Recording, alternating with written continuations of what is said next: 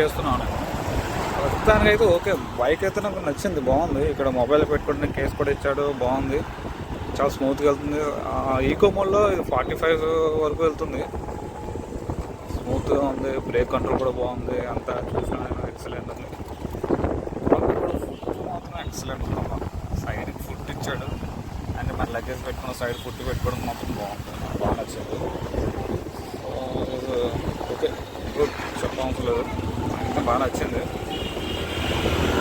So 1,50,000 వరకు అవుతుంది అంటున్నాడు. ఇప్పుడు సబ్సిడీ ఒక 10,000 వస్తుందంట. సో దానివల్ల 1,50,000 వస్తుంది ఫైనల్గా. సో ఇది కొంచెం బెటర్ అనిపిస్తుంది నాకు.